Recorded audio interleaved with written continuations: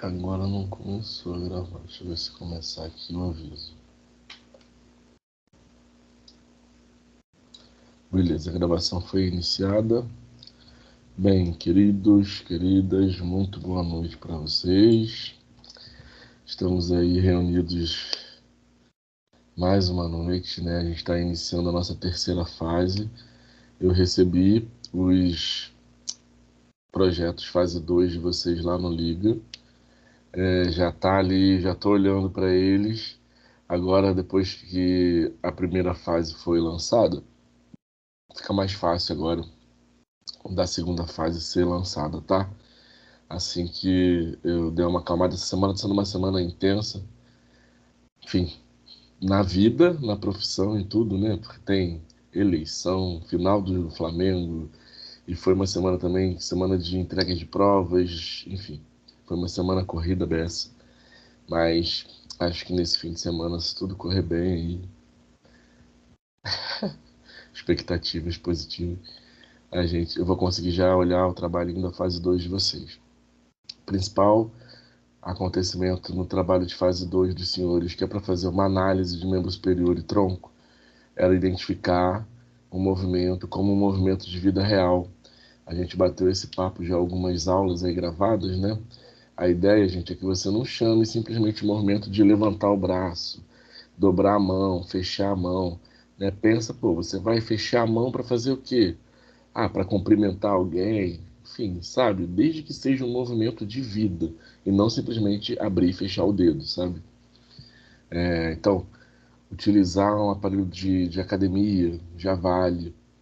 Sentar numa cadeira, levantar de uma cadeira, pisar no freio do carro, dirigir a moto, fazer uma extensão de punho, acelerar, né? Enfim, tem muitas possibilidades, tá?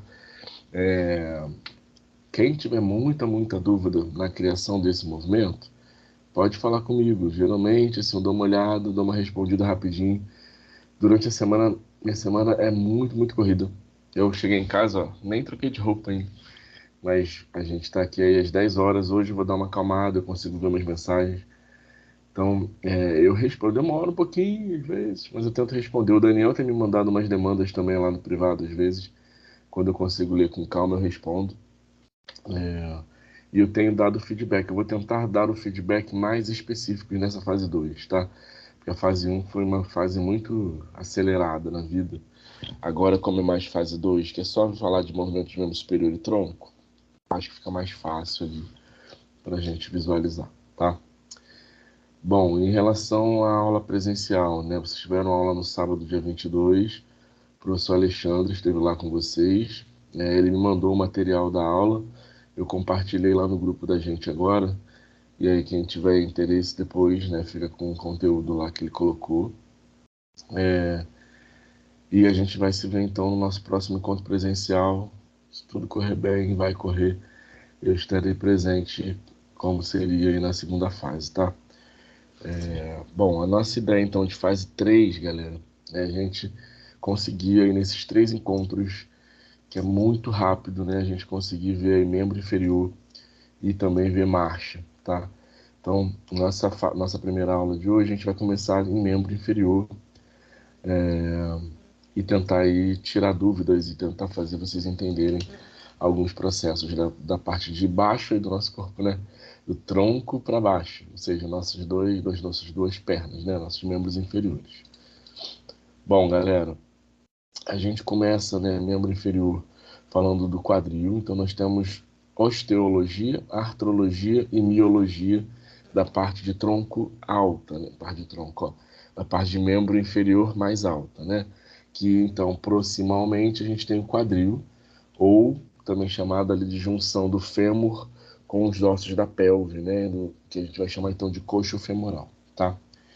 Bom, como a gente bateu papo lá na fase 2, o quadril, né, assim como o ombro, o quadril também tem uma cintura, tá, gente? Então a gente chama o ombro, né, de cintura escapular, quadril, né, coxa ali, o fêmur encaixando nos ossos, forma uma cintura chamada cintura pélvica, tá? Lembrando que não é a cintura da galera que faz lá roupa, né, medidas, geralmente eles usam ali, né, a espinha ilíaca antero-superior e fazem a mensuração com a perimetria da fita métrica, ali é a cintura que não é anatômica, né? A nossa cintura anatômica é a cintura pélvica. A cintura pélvica é uma estrutura composta por três ossos, três grandes ossos, tá? O osso chamado ilíaco, o osso chamado isquio e o osso chamado pubis, beleza? A junção desses três ossos forma essa estrutura aqui, ó. Ilíaco, que é onde você bota a mão na cintura e você sente o osso, né? Ali é o osso ilíaco. Na frente aqui, ó, fechando nossa pelve aqui, né? Na região onde fica a nossa região dos nossos órgãos genitais, na frente, né? O osso que tem ali é o osso chamado pubis, né? Então você tem o pubis da direita e o pubis da esquerda, tá? Que é esse complexo ósseo aqui, que tem esse buraquinho no meio, né? Esse forame. E lá atrás no nosso bumbum a gente vai ter o isquio, tá? Que é esse pontiagudinho aqui onde eu estou passando o mouse agora. É o osso isquio da direita e lá na esquerda também vai ter o pontiagudinho, que é o isquio da esquerda. Vocês provavelmente, né, possivelmente já ouviram falar assim: ah, pediram para eu sentar direito na cadeira e aí falaram assim: senta nos seus isquios. O que é sentar nos isquios, né, gente? É sentar nos dois ossinhos pontiagudos que tem no nosso quadril, lá no nosso bumbum, né? São os isquios, o isquio da direita e o isquio da esquerda. E a gente, quando a gente está bem alinhadinho, a gente está sentando, né? Apoiando os isquios no assento, na cadeira, enfim, tá? Bom, então esses ossos, eles são coladinhos uns nos outros, tá? Formando um complexo, né? Que a gente chama então de cintura pélvica. Tanto o lado direito quanto o lado esquerdo, eles formam uma estrutura circular, né? Redonda, que muitos autores, antigamente principalmente, tá, queridos, chamavam de bacia. Bacia, gente, é um nome informal, é um nome que não é muito utilizado, tá? Para a nossa cintura pélvica. Eles formam a bacia. O pessoal gosta muito de falar assim: ah, teve uma fratura de bacia, né?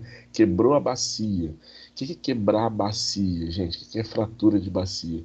É fraturar ou os ilíacos, ou fraturar o pubis, ou fraturar lá atrás os isquios, né? Ou fraturar uma fratura coletiva ali.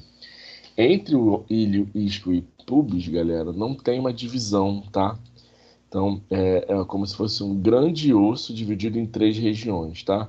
A região amarelada, que é o ilíaco, agora vista de lado, né, gente? Colocou a pessoa de lado, ó. Como que é essa visão lateral? O ilíaco, com o isquio aqui, ó, aquela espinha, né, pontiaguda lá atrás, azulzinha.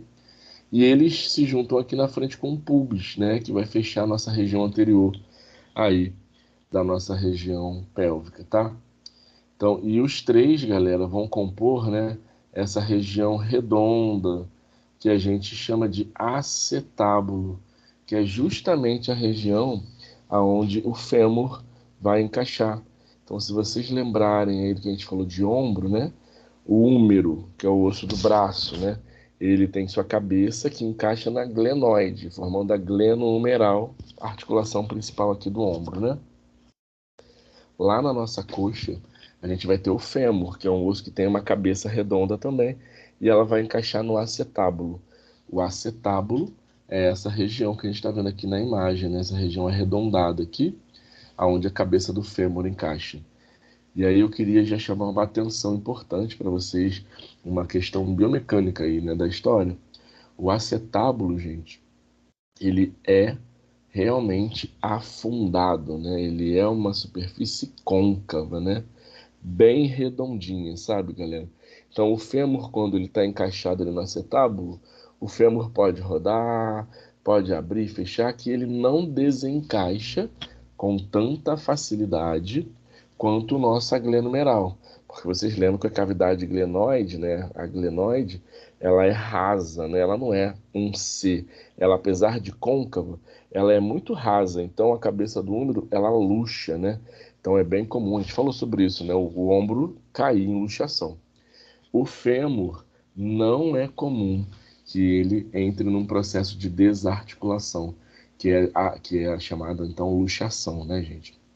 A gente vê casos de luxação de fêmur, geralmente em crianças, quando elas têm algum tipo de malformação, né? Geralmente a criança, quando ela nasce com o acetábulo não tão côncavo assim, né? Nasce com ele mais arredondadinho e o osso, né, vai desenvolvendo ali aquele arredondamento conforme a criancinha vai engatinhando, vai começando a ficar em pé, a carga vai arredondando ali a cabeça do fêmur no acetábulo, sabe?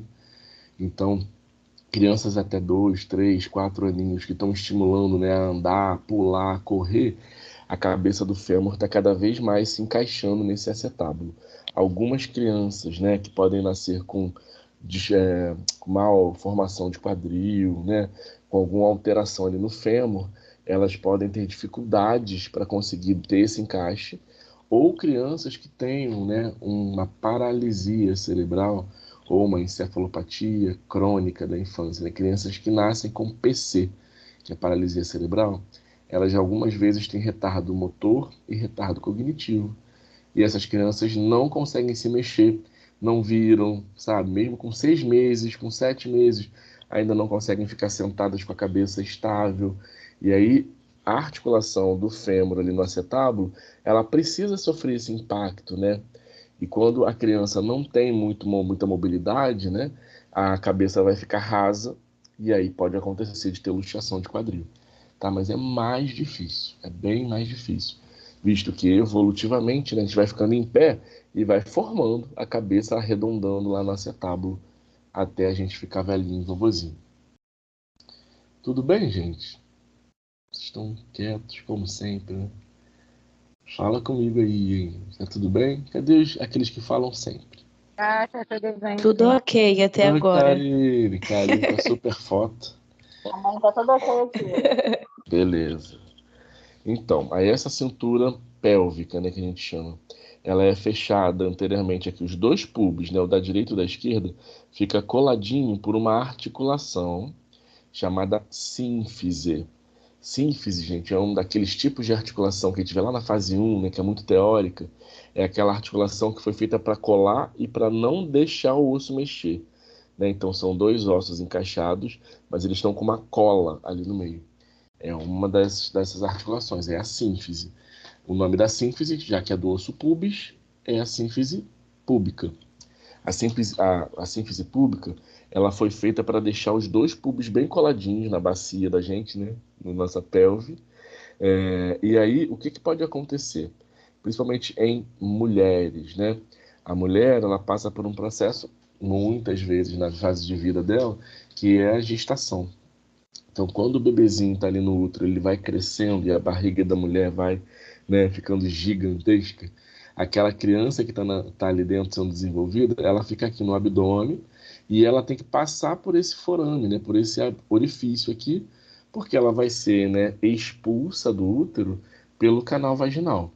Então, para a mulher conseguir passar esse feto, né, essa criancinha que está nascendo ali pelo orifício, algumas vezes a sínfise púbica ela abre, ela esgarça, sabe? Então a colinha continua ali, não abre não, tá, gente? Mas ela consegue alguns milímetrozinhos deixar os ossos púbicos entortarem assim. E aí a criança passa, tá? Mas o Arrascaeta, gente, falando do Flamengo aí, meu Deus, do sábado, ele tá com pubalgia. Então ele tá com as articulações, ligamentos ali em volta do osso pubis causando uma dor na região do pubis dele, né? Nessa região aí de sínfise, principalmente, né? Aqui na meiuca, que é essa região bem da frente aqui, né? Onde a gente tem a região aí dos nossos órgãos genitais. É desagradável pra caramba, né? Você sentir uma dor pública, porque essa dor ela irradia, né? Pode ir para perna direita, para perna esquerda. É uma dor que toda vez que você anda, né? Imagina aquela colinha ali tá inflamada.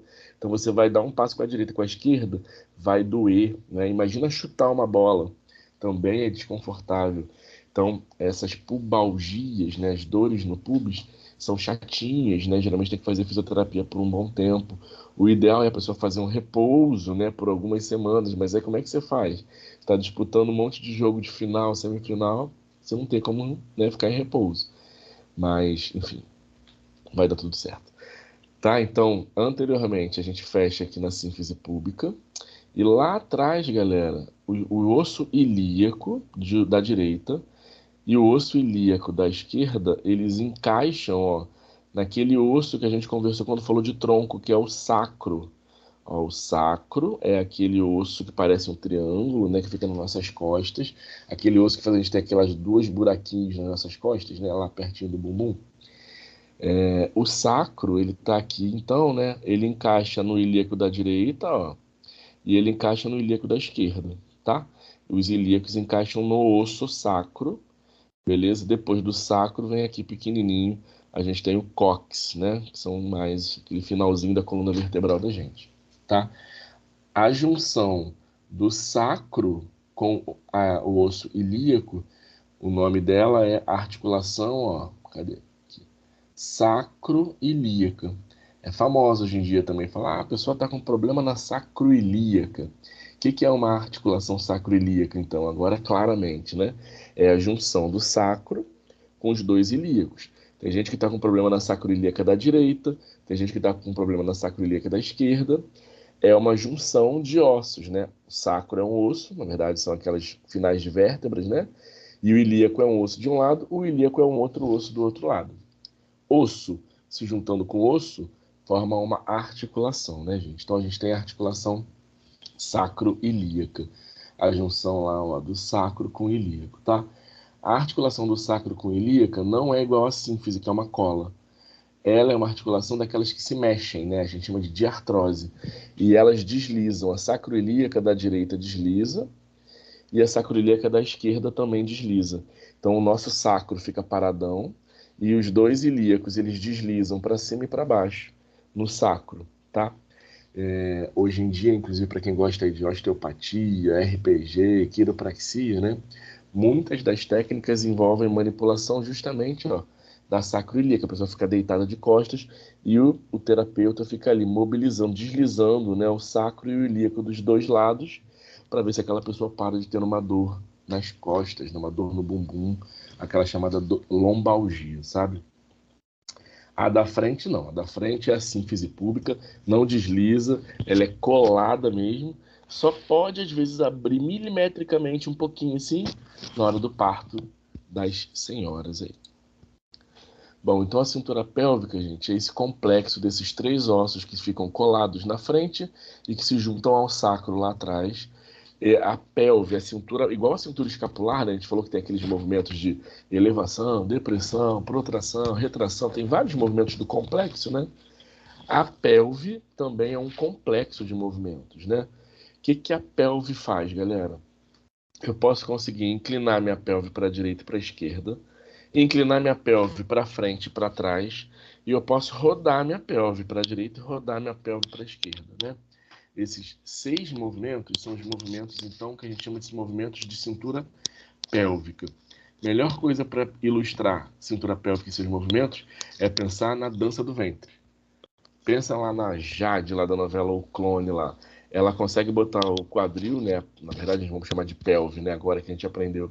Ela coloca a pelve inclinada para a direita e inclinada para a esquerda. O tronco tá paradinho da bailarina, né? Mas a pelve dela consegue, né? As mulheres conseguem ter esse movimento de cintura pélvica muito bem, né? Então, ó, inclina para a direita, inclina para a esquerda. Sem o ombro, sem o peito, sem a barriga, né? Só a pelve, ó. Ela inclina para a direita e para a esquerda. Ela também inclina para frente e para trás. Esse movimento de inclinar a pelve para frente e para trás, a gente consegue fazer, né? É só a gente sentar retinho na cadeira, sentar todo jogado na cadeira. Sentar retinho na cadeira, sentar todo largado na cadeira, né? A nossa pelve vai para frente e vai para trás. Observem aqui, está fazendo agora aí. Perceba como é que a tua pelve pode ir para frente e para trás, né? E também a nossa pelve roda, né? Então a gente pode conseguir ficar com o tronco parado e levar nossos dois membros inferiores para a esquerda, nossos dois membros inferiores para a esquerda, com o tronco parado, virado para frente, né? Esse movimento, então, de só rodar a pelve para lá e para cá, a gente chama de rotação da cintura pélvica, tá? Esses movimentos são todos capazes, possíveis aí de ser realizados, tá? Bom, para a gente avaliar biomecanicamente o movimento de pelve, a gente tem como ponto de referência anatômico uma região chamada espinha ilíaca antero superior, tá? Para quem não é muito íntimo, a gente chama do nome todo, mas para quem é íntimo, é a EIAS, tá? A espinha ilíaca anterosuperior vai ser a nossa referência no seguinte sentido, galera. Toda vez que a espinha ilíaca anterosuperior, vier para frente, o movimento então de pelve é um movimento anterior, porque para frente a gente chama de anterior. Beleza, então o nome de movimento anterior da pelve, inclusive, é antiversão, tá? Toda vez que a espinha ilíaca anterosuperior for para trás, ou ela veio num sentido para trás, aí, se a espinha ilíaca vai para trás, o movimento para trás é posterior, né? A gente chama de posteroversão ou retroversão, tá? Então, espinha ilíaca para frente, anteroversão. Espinha ilíaca para trás, posteroversão ou retroversão da pelve, tá? Espinha ilíaca indo para a direita, inclinação para a direita. Espinha ilíaca indo para a esquerda, inclinação para a esquerda. Espinha ilíaca rodando para a direita, rotação para a direita. Espinha ilíaca rodando para a esquerda, rotação para a esquerda, tá? Então, os dois ilíacos têm anteriormente, né? Deixa eu ver se eu boto uma foto deles aqui. Cadê aquele ilíaco legal? Aqui tá legal de ver, ó. Então, o ilíaco, né? Ele tem uma pontinha que a gente chama de espinha ilíaca anterosuperior. Tem a espinha ilíaca da direita e tem a espinha ilíaca da esquerda, né? Então, elas são nosso ponto de referência. A espinha ilíaca é a ponte. Dá pra gente pegar nela, né, gente? Se botar a mão na sua cintura, você vai sentir um osso que é o nosso ilíaco. A pontinha dele da frente é a espinha ilíaca anterosuperior. Dá pra gente sentir na gente. Quando toda vez que essa espinha deslocar para frente, é um movimento anterior, na anteroversão. Toda vez que essa espinha, você bota a mão aqui na frente, ó, toda vez que ela deslocar para trás, o movimento é retroversão. Tá? E para a direita e para a esquerda, nas rotações, é a mesma coisa. Bom, como é que a gente chama, galerinha, os movimentos lá do complexo do húmero lá e da escápula e do ombro da gente? Como é que é o nome do complexo, galera? Quem fala aí? É o complexo de ombros, não? Beleza. Que cintura é? Escapular. Boa, cintura escapular, né? E aí a Ai, cintura escapular vai causar um ritmo escápulo-humeral na gente, beleza?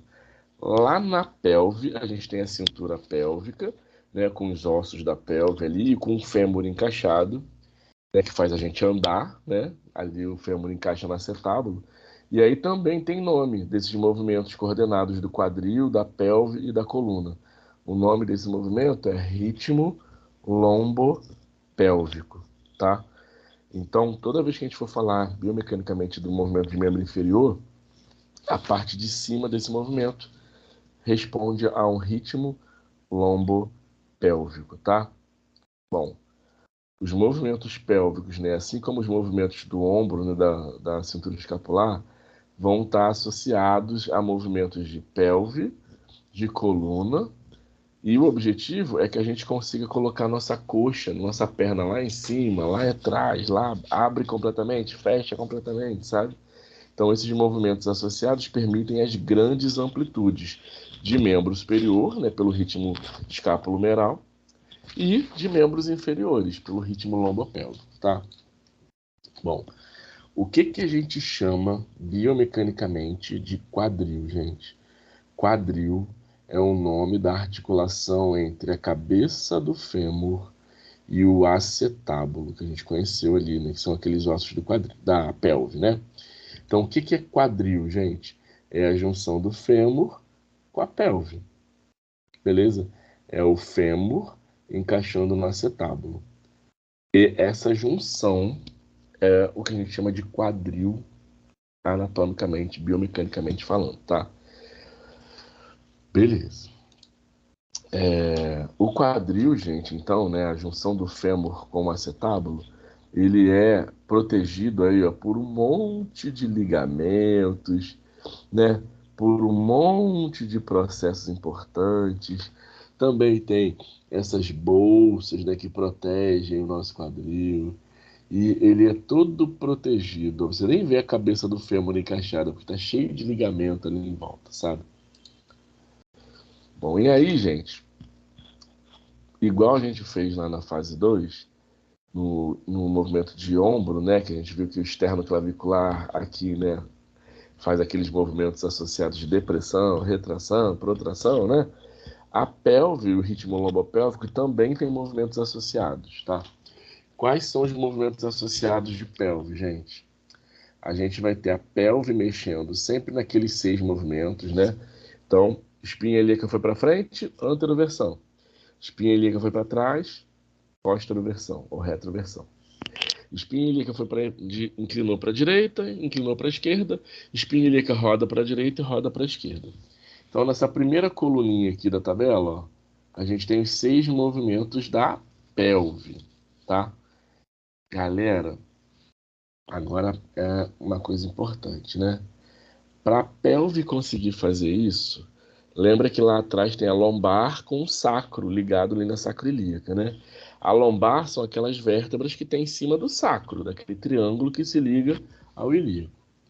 Para a gente conseguir fazer os movimentos de pelve, ou seja, para Jade lá conseguir botar inclinação para lá e para cá e ficar fazendo a dança do ventre dela, a lombar dela, que está ali em cima daquele complexo, né, daquela bacia, a lombar ela tem que fazer um movimento associado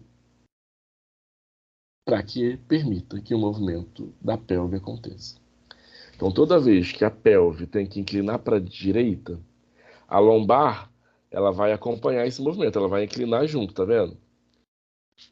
Só que, por exemplo, na dança do ventre, quando a Jade lá inclina para a direita, a lombar dela fica retinha, ela fica aqui, ó, paradinha, retinha, na postura ereta. Só que a gente vê lá o quadril dela, né? Que a gente chama de quadril, a pelve, então agora que a gente vai chamar de cintura pélvica dela, balançando. A lombar tá paradinha, o que tá balançando é só a pelve. Então, galera, para a pelve inclinar para frente, inclinar para trás, inclinar para o lado, inclinar para o outro, a lombar, para ela não ir junto, ela tem que segurar esse movimento, ela compensa o movimento. Então, toda vez, por exemplo, que a minha inclinação anterior da pelve acontece, ó, eu vou fazer aqui agora, eu vou inclinar anteriormente, ó, inclinei minha pelve. Eu estou vindo para frente, estou quase dando de cara com a câmera do computador aqui, ó. O que minha lombar faz para eu não ficar inclinando e cair? Minha lombar tem que me jogar para trás. E aí eu faço o quê, ó? Eu fico sentado todo empinado. Então eu fiz uma inclinação anterior da pelve, e para eu não inclinar e cair para frente, minha lombar obrigatoriamente me jogou para trás. O movimento para trás da coluna vertebral, né? A gente chama de extensão. Então fiquem muito, muito atentos, tá? Os movimentos da lombar, eles vão ser movimentos que vão sempre ser o contrário do movimento da pelve. Porque se a lombar vai na mesma direção da pelve, a gente cai, né? Cai, ó, pum, cai em inclinação. Ou se eu rodo a minha pelve e minha lombar vai junto, pum, eu rodo, eu faço igual aquele. Como é que é o nome? Daquele filme O Chamado lá, daquela menina do poço. Não, do Exorcista, gente. Sabe o Exorcista? Que a menina roda. E aí o que acontece quando você roda a cervical? Chega o limite, né? Quando você não tem limite, o que acontece? Você vira 360. Só acontece no Exorcista, né, gente? Porque a nossa coluna protege a gente e faz o movimento contrário. Então isso vai acontecer lá no ritmo lombopélvico, tá? Inclinei anteriormente minha pelve, estendi a minha lombar para trás, ó. Contrário, retroversão da pelve. Coloquei minha pelve para trás. Quando eu faço isso, para eu não cair para trás da cadeira, ó, minha lombar me joga para frente. Para frente, anterior, movimento de vértebras, é um movimento de flexão de lombar. Beleza? Então, na anteroversão, inclinando para frente, minha lombar me estica, né, me bota em extensão. E na retroversão, minha lombar me joga para frente, que é a flexão, tá? Para inclinação lateral, mesmo esquema, ó, gente. Estou eu aqui, vou inclinar minha pelve para a direita. Quando eu inclino minha pelve para a direita, olha o que meu ombro faz. Olha, ele quer inclinar para a direita também. Para eu não ficar tortinho, minha lombar tem que obrigatoriamente me jogar para a esquerda. Então, a minha pelve inclina para a direita, minha lombar me joga para a esquerda. Então, qual é o movimento acessório, né, junto? Toda vez que eu inclino minha pelve para a direita, por exemplo, a minha lombar me inclina para a esquerda. Porque senão eu ficaria assim, eu falaria com vocês tortinho, porque eu estou inclinando minha pelve para a direita, sabe? A minha lombar me acerta na linha média aqui. Mesma coisa quando a gente pensa na inclinação para a esquerda. Vou inclinar minha pelve para a esquerda. Inclinei. Para eu inclinar minha perna para a esquerda, ó, eu vou cair para a esquerda, tá vendo? que minha lombar faz? Me joga para a direita, me inclina para a direita. Então, os movimentos da lombar, dessa segunda coluninha aqui, são sempre o contrário do movimento da pelve, da primeira coluna, tá? Então, se a pelve vai para uma direção, a lombar sempre vai para outra, tá? Por exemplo, ó, a pelve está me rodando para a direita. O que minha lombar tem que fazer? Me rodar para a esquerda, né? Para eu conseguir segurar o meu corpo. Senão, eu vou rodar e vou fazer igual a menina do exorcista, né? Vou ficar em 360. Então, minha lombar me trava, me joga para a esquerda. Mesma coisa, se eu rodar minha pelve para a esquerda, minha lombar me joga para a direita. Sempre o contrário. Beleza? Essas duas primeiras colunas, deu para entender mais ou menos como funciona? É sempre o movimento contrário. Fala, Juliana.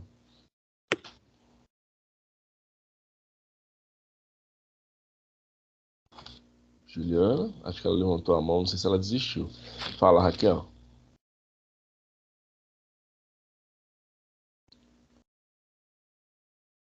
Não, não. Raquel ia abrir o microfone e desistiu. Então, Foi gente, sem querer, foi mal. não, tranquilo. Então, galera, e aí esses movimentos, assim, é muito bom que a gente veja acontecendo, né? A gente entenda o que é uma inclinação anterior, o que é uma inclinação posterior, o que é uma inclinação lateral, o que é uma inclinação para o outro lado. E a gente entender, né, que a inclinação anterior, quando eu empino meu bumbum, se eu não botar minhas costas para trás, eu vou cair de cara no chão, né? E mesma coisa para a direita, para a esquerda e tal. Fala, Juliana.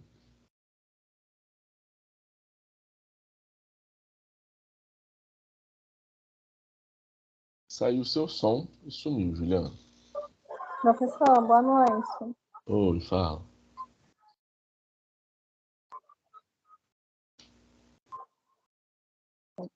Dá para ouvir agora? Tô ouvindo. Então, boa noite, professor. Então, quando a gente tem... É que as pessoas falam assim, eu tô com muita dor na lombar, mas você tem muito problema com essa parte da lombar. Aí ele sempre faz aquele exercício igual o jogador faz, né? Que faz aquele estalo, né? No caso, que ele fala que se sente melhor, mas às vezes a dor vem um pouco pior depois, mas é só uma sensação de alívio no momento. Seria no caso que a articulação desse disco que fica comprometida, ou fica entre esse sacro, porque ele sempre faz desses dois buraquinhos que o senhor mencionou. Aí tem o sacro e aquela parte do disco vertebral. E eu nunca sei, porque agora o senhor falando, eu falo, gente, é onde? A parte do sacro ou é a articulação dele que está realmente comprometida? Eu sempre tenho essa dúvida. Juliana, essa aula é para dar essa pulga atrás da orelha mesmo, porque é o seguinte, muitas vezes a pessoa vai ao médico e o médico fala que ela está com uma hérnia de disco, né? O que seria a hérnia? Você vai lá na lombar, que são essas vértebras que tem uma em cima da outra, entre uma vértebra e outra, tem uma almofadinha, sabe? Tem, sei lá, um acolchoado, assim, ó, entre uma vértebra e outra. Quando você pega peso, você amassa esse colchãozinho e ele vai, né, se espalhando ali, como se fosse um amortecedor mesmo, igual de carro, sabe? Aí você vai apertando e ele vai amassando. No meio das vértebras passam nossos nervos, né? Nossos neurônios que vêm da cabeça, eles vão passar lá no meio dos nossos ossos. Quando essa molinha é amassada, ela fica amassando os nervos que passam ali no buraco. E aí a pessoa fica com dormência, uma dor muito. Sim.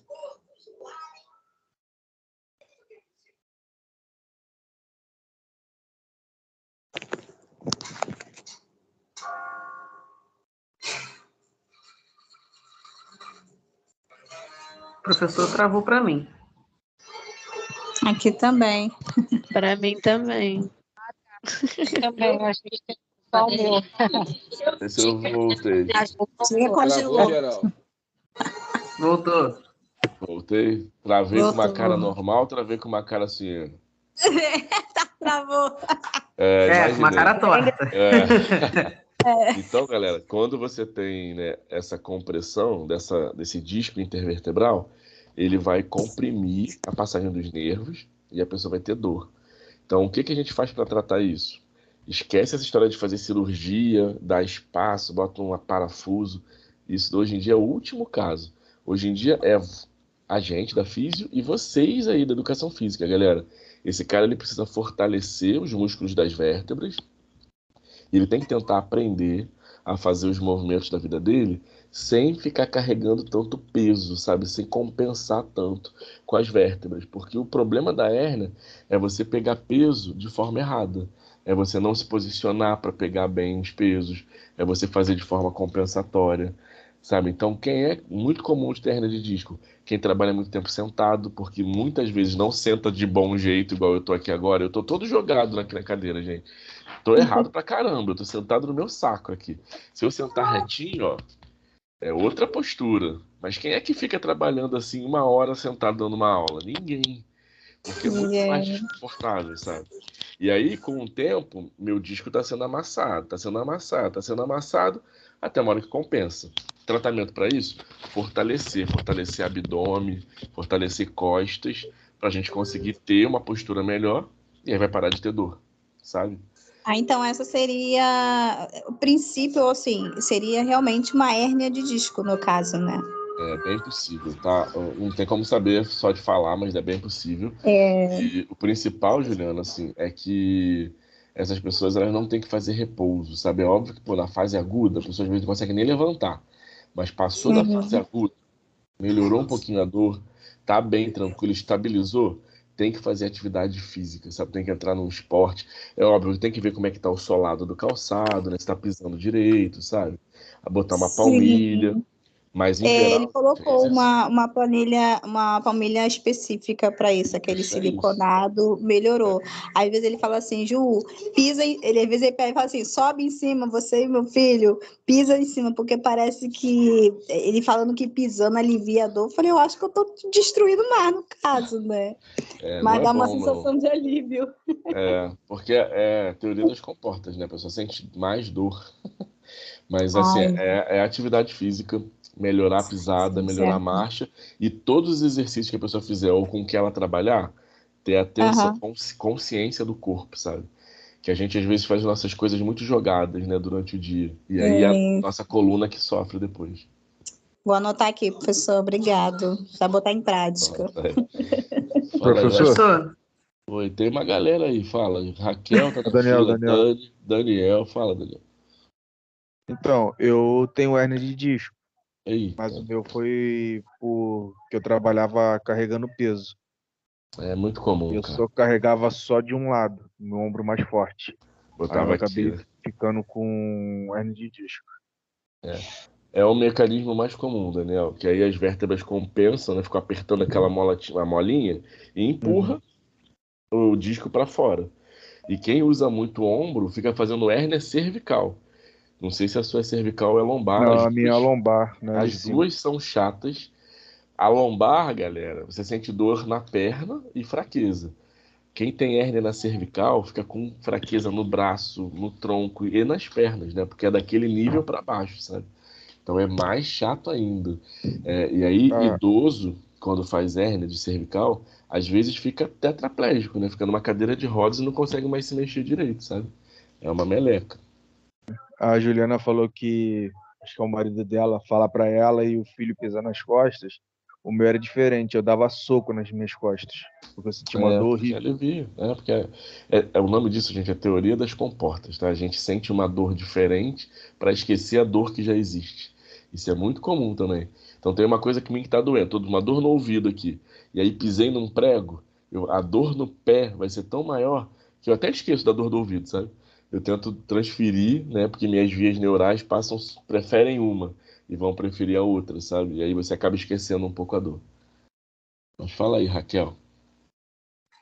professor, essa hérnia de disco, ela pode ser causada também por peso corporal ou só Muito. por pegar peso?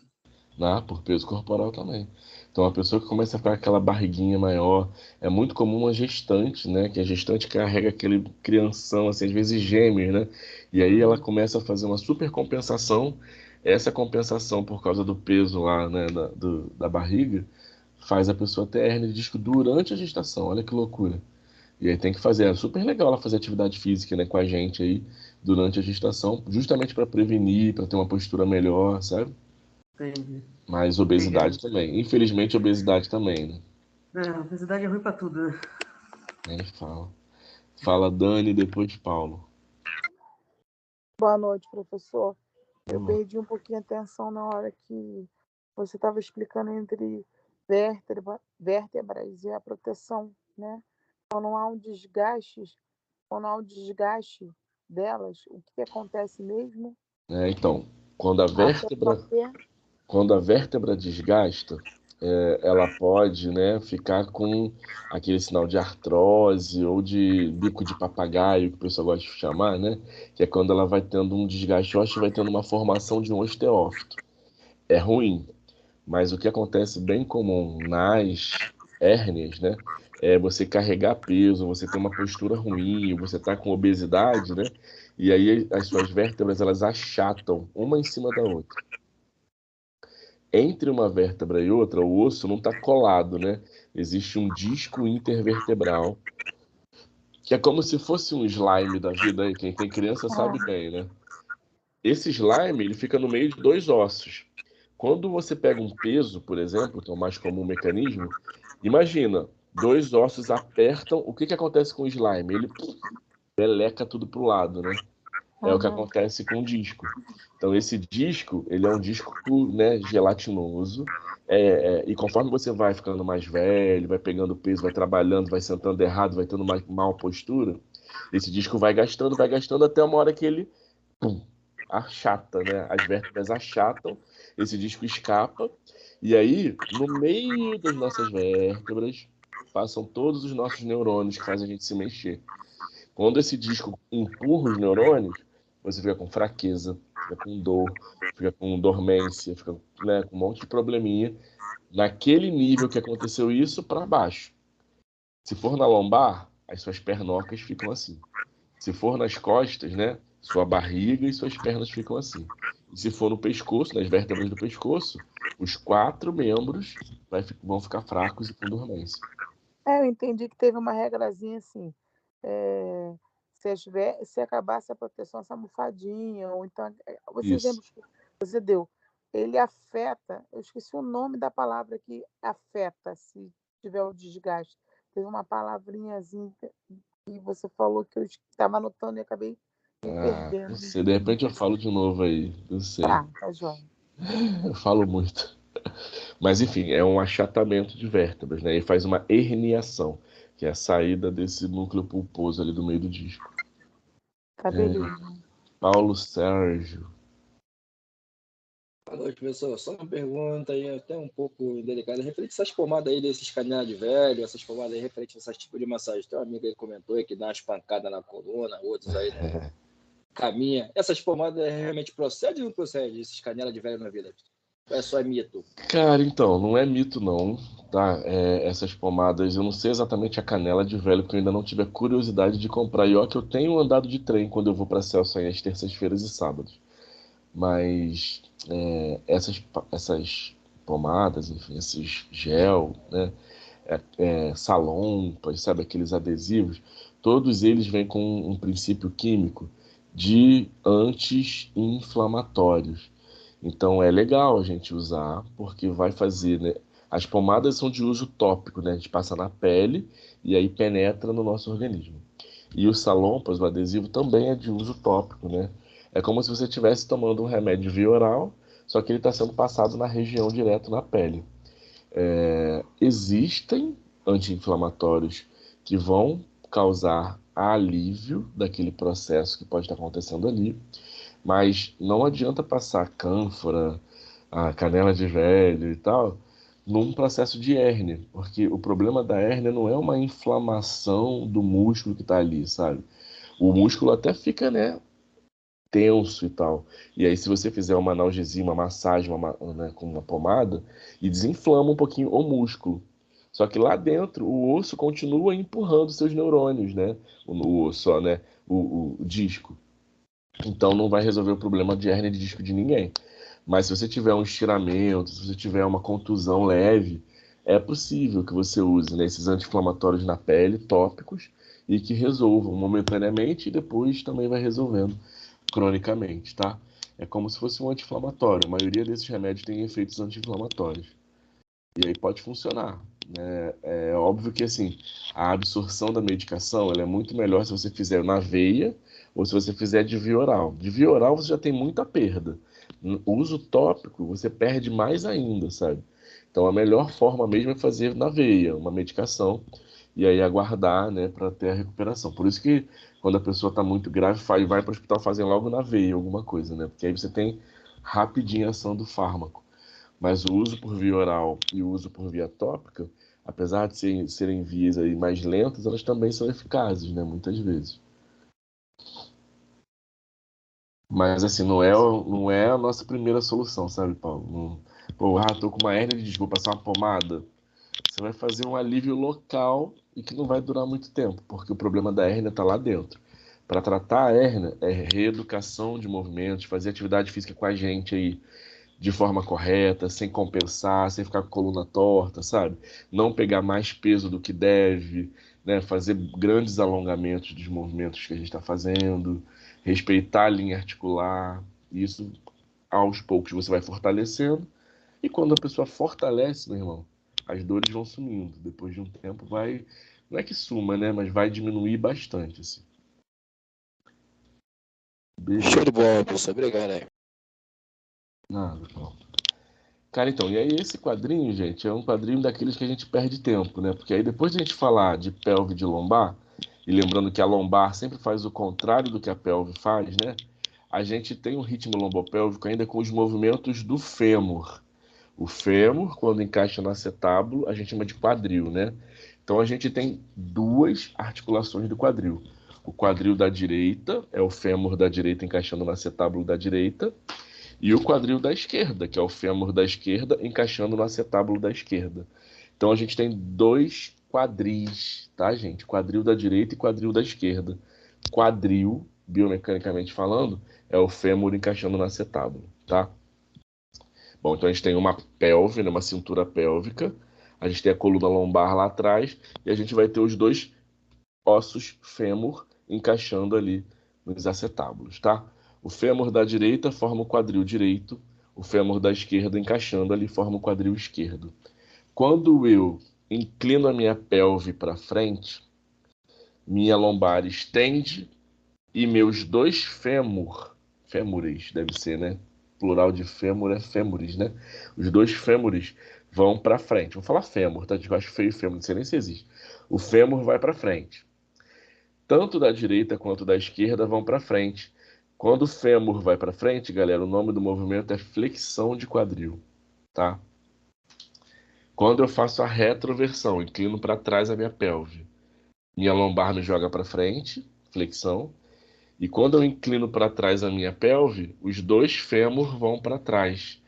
O movimento do fêmur indo para trás a gente chama de extensão de quadril. Beleza? Então, na inclinação anterior, meu quadril faz flexão. Na inclinação posterior, meu quadril faz extensão, que é o fêmur encaixado ali no acetábulo. Geralmente, gente, para falar disso aqui na aula presencial, a gente faz e eu levo os bonequinhos que eu tenho aqui de casa das crianças, e os bonecos mostram muito isso pra gente, sabe? O boneco mostra o movimento pra gente. Então, o que é uma flexão de quadril, gente? Pensa, o fêmur indo para frente. Lembra que flexão é o movimento aqui na direção do nariz, né? Flexão, e extensão é o movimento para trás, nessa direção sagital. A abdução é na direção da orelha, né? E a adução, e as rotações, né? Rotação interna e rotação externa aí do ombro. Fêmur, né? Nosso quadril encaixando ali, é a mesma coisa, tá? Quando o fêmur vai para frente, é flexão de coxo femoral, de quadril. Quando o fêmur vai para trás, é a extensão do quadril. Quando o fêmur abre, é a abdução do quadril. Quando o fêmur junta, é a adução do quadril. E quando o fêmur roda para dentro, rotação interna. Quando o fêmur roda para fora, rotação externa. Igualzinho o ombro, tá, gente? E nas mesmas direções. Flexão sempre no plano sagital, abdução sempre nos planos frontais, né? E as rotações no plano transverso. Então, Essas duas coluninhas finais aqui, quadril, ó, direito e esquerdo, é o movimento que a gente conhece já, né? Os movimentos da nossa articulação.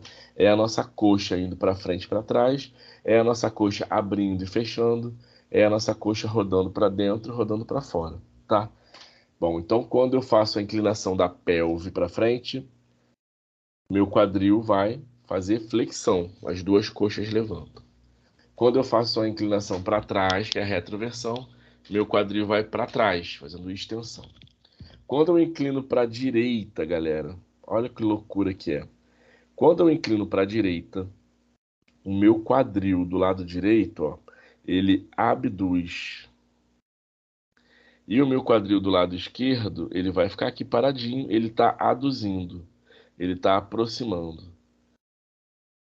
Agora vamos pensar ao contrário. Quando eu inclino para a esquerda, o meu quadril da esquerda abre, abduz, e o meu quadril da direita aduz. Então, o lado que eu inclino a minha pelve, aquela perna, né, aquele quadril, sempre abduz. Se eu inclino para a direita, meu quadril da direita abduz. Se eu inclino para a esquerda, o meu quadril da esquerda abduz. Para rotação, gente, quando eu rodo para a direita, o meu quadril do lado que eu rodei para a direita, meu quadril da direita roda para dentro. Né? Então, ó, eu vou rodar para a direita, meu quadril roda para dentro. Eu vou rodar para a direita, meu quadril roda para dentro. Rotação medial, interna. Quando eu rodo para a esquerda, o meu quadril da esquerda, do mesmo lado que eu rodei, ó, roda para dentro. E o outro lado é sempre o contrário. Então, é difícil esse quadrinho, tá? É um quadrinho que a gente tem que estudar com muita calma, mas é um quadrinho que fala pra gente o seguinte: quando eu inclino para a direita, minha pelve, o meu quadril do mesmo lado abduz. Quando eu rodo para a direita minha pelve, o meu quadril do mesmo lado que eu rodei roda para dentro, faz rotação interna ou medial.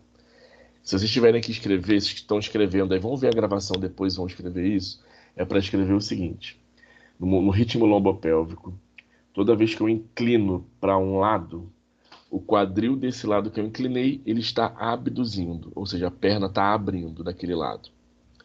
Toda vez que eu rodo minha pelve para um lado, o quadril daquele lado que eu rodei, ele roda para dentro. Ele faz rotação interna.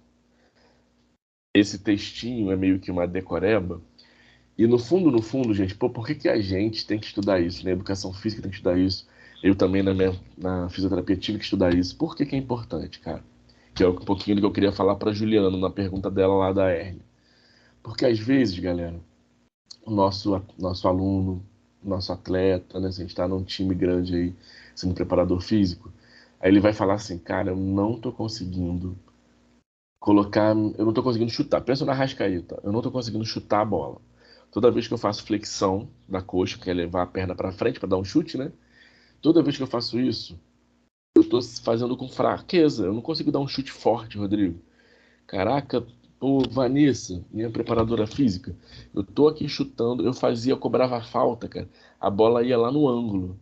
Eu tive um problema aí esses dias, cara, eu tô chutando, a minha bola não tá passando nem da barreira. Eu não tô com força para chutar. Tá sendo fraco, não tá indo para frente. Cara, aí a Vanessa fica bolada. Ela fala, cara, será que ele tá com uma hérnia de disco? Você sente dor? Aí fala assim, cara, se eu forçar, me dói. Me dói a minha perna, me dói meu bumbum. Aí, caraca, será que tá com hérnia de disco? E aí, gente, é só pra gente fosforilar, né? Pensar a respeito. Às vezes não é hérnia.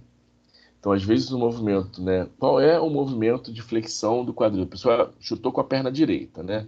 Então, o quadril direito. Ó, a flexão acontece da perna direita. Ao mesmo tempo que a flexão acontece, a lombar dela está fazendo uma extensão e a pelve dela tem que inclinar anteriormente. Então pense, a pessoa tem que fazer uma inclinação anterior da pelve, tem que botar, né, a bacia para frente, a lombar tem que ficar para trás para ela conseguir flexionar a perna com força.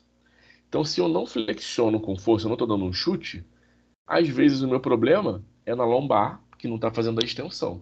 Pode ser uma hérnia na lombar, uma hérnia de disco. Às vezes o meu problema não é na lombar. Às vezes o meu problema é aqui, ó, na pelve. Eu posso estar com problema lá no pubis, lá, né, na pubalgia. A minha inclinação anterior me dói, porque está aqui inflamada ali o pubis.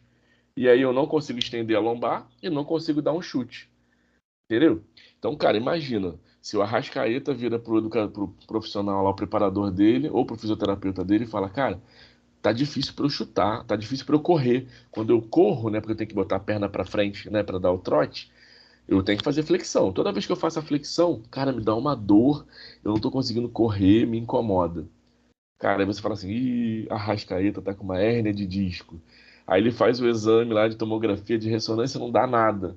Aí ele fala assim, ué, que hérnia o quê, cara? Não tem hérnia não. Pois é, porque às vezes o problema é no ritmo lombopélvico da pessoa, que vai incluir o quadril, que é o fêmur encaixado ali, a lombar do cara, ou a bacia, ou a pelve dele. O problema pode estar em um, no outro, ou no outro. Às vezes está em dois, às vezes está só em um, às vezes está nos três. E é bom investigar. Então, para eu andar, para eu correr, às vezes eu tô com uma dor nas costas. E aí, por causa dessa dor nas costas, eu tô, cara, não vou sair de casa, tô com uma dor e tal. Às vezes o seu problema é lá no fêmur. A pessoa não tá rodando a cabeça do fêmur direito lá no acetábulo. E aí, quando ela não consegue rodar a cabeça para ir para frente em flexão, qual é o movimento que fica ruim? Além da flexão, a lombar não estende e a pelve não inclina. Então, toda vez que a pessoa senta inclinadinha, assim, empinado o bumbum, ai, isso me dói as costas. Às vezes o problema é lá na lombar e a pessoa não consegue fazer a pelve inclinar. Às vezes o problema é lá no fêmur e a pessoa não consegue fazer a pelve inclinar, sabe? Então, tá acabando o nosso tempo aí, mas o que eu queria deixar de recado desse encontro 1, assim, igual o ombro, né? Que a gente fala assim, pô, a pessoa não tá levantando o braço. O problema às vezes é no externo ou é lá na escápula, lá atrás. No ritmo lombopélvico é a mesma coisa. A pessoa não conseguir chutar uma bola, a pessoa não conseguir saltar, a pessoa não conseguir correr, né? Se for um atleta nosso, às vezes o problema não é na coxa, não é no fêmur. Às vezes o problema é na lombar, ou às vezes o problema é na pelve, né? É lá no pubis, na junção, ou é na junção de trás, que a gente chama de sacroiliaca. Às vezes o problema é na sacroiliaca. Olha, eu tenho colegas da fisioterapia hoje em dia que eles trabalham só com sacroiliaca. A galera fica lá atrás, só deslizando o sacro das pessoas no ilíaco, e as pessoas que chegam lá às vezes paralisadas com uma dor lombar, gritando, saem dando trotezinho do consultório, só porque melhorou a sacroiliaca. E aí essas pessoas achavam às vezes que era hernia de disco, achavam que era problema na perna, na coxa. Tem gente que acha que está com problema lá no acetábulo. Quando vai investigar, é a sacroiliaca. É a pelve que não está bem encaixada, né? Às vezes desencaixa, desalinha as vértebras. E aí é só encaixar, fazer quiropraxia, osteopatia, né? Tem técnicas legais hoje em dia para a gente conhecer isso, tá? Mas lembrem disso, galera. O movimento da pelve, que é o movimento dos três ossos ali, né, que fazem a nossa bacia, eles podem estar limitados por causa da lombar, por causa da coluna dele, ou por causa dos ossos fêmur, aí, né, do da direita e do da esquerda. Os três ficam juntos, movimento de quadril, movimento de lombar e movimento de pelve. Eles só funcionam juntos. O nome disso é ritmo lombopélvico. Nosso aluno muitas vezes está com um probleminha num desses três e aí não consegue fazer atividade física na academia com a gente. Reclama que está doendo um movimento específico. Começa a não querer mais fazer trabalho de perna porque sente dor, sente cansaço, sente dormência. E às vezes é só você saber alinhar, é só lembrar que eles estão juntos. Não é só quadril, não é só a lombar, não é só a pelve, né? Os três eles trabalham juntos o tempo todo. Beleza, gente? É isso que a gente tinha que conversar hoje aí. Na semana que vem, a gente vai ver se vai ser quarta ou quinta, né? Não sei como é que estão aí. Depois que o Flamengo for campeão, né, gente? Tá tudo certo. Pronto. Mas aí a gente, semana que vem, bate um papo. Eu vou tentar trazer o bonequinho aqui pra gente ficar vendo como é que o boneco mexe a perna, que dá pra gente visualizar melhor essa tabela. E aí a gente começa a ver, então, músculos que a gente tem no quadril, né? Músculos do glúteo, os músculos da frente, que são os músculos, né? Ilio-psoas, o reto femoral. A gente começa a ver o quadríceps. Depois a gente vê os posteriores de coxa, pra gente descendo. Ver joelho, tornozelo, pé e terminar vendo como é que a gente anda, né? Como é que é a marcha da gente na vida real. Tranquilo, gente? Cadê vocês aí? Alguém levantou a mão? Tranquilo. Não? Tá show. Tranquilo, professor. Tranquilo, Muito bom. tranquilo não é, né, gente? Tranquilo, tranquilo não é. Mas é interessante, assim. E aí vocês peguem esses materiaizinhos para ler, vai vendo essa aula, assiste de novo, assiste de novo. Vamos ver se na nossa aula presencial, eu estava falando isso com o Daniel, se a gente consegue fazer muito mais a gente se mexendo, assim, do que a gente só ficar vendo, né, as coisas na teoria, tá? Ok. Professor, Oi, fala comigo. a aula Paulo, tá fica falando? disponível onde pra eu conseguir assistir? Porque eu nunca consigo assistir de novo depois de já ter passado. Uma coisa, Luiz, ó, uma coisa que eu faço com o Daniel toda vez, eu coloco essa aula no YouTube e coloco o link pro Daniel. Qualquer coisa fala com ele que ele tem esses links aí, Tá bom. beleza? Obrigado. Eu só demoro um pouquinho, geralmente quando acaba a aula, passa a madrugada inteira baixando. Aí de manhã que geralmente dá para eu baixar e botar no YouTube. Aí geralmente no dia seguinte, no fim de semana, eu consigo mandar pro Daniel, Tá bom, obrigado, professor. tá bom? Mas tem já das outras do YouTube. Eu não sei da terceira, Daniel, mas eu acho que tem as três da fase 2, não tem? Eu acho que da fase 2 não tem ainda não, professor. Tá, se não tiver, depois você me lembra que eu já consigo baixar e liberar, tá? Que é só Tá. botar no YouTube. Já pode botar o canal lá no grupo mesmo, aí a gente vai direto. Cara, então, mas aí o que que eu faço, Juliana? Como é matéria da faculdade, eu não deixo aberto pra galera toda assistir da vida, não. Eu coloco o link Sim. fechado, entendeu? Só pra quem tem o link ver. Porque, sei lá, né? Não sei se eles autorizam qualquer pessoa a ver gente, então, a gente falando aí pro mundo, né? Aí eu coloco só o link É fechado, verdade. entendeu? Verdade. Tá bom, professor. Beleza, gente. Boa semana aí, que sejamos campeões. Semana que vem vamos estar todo mundo feliz aqui. Uhul! E o Vasco vai subir, hein, do professor? Vasco subir, né? E o Vasco vai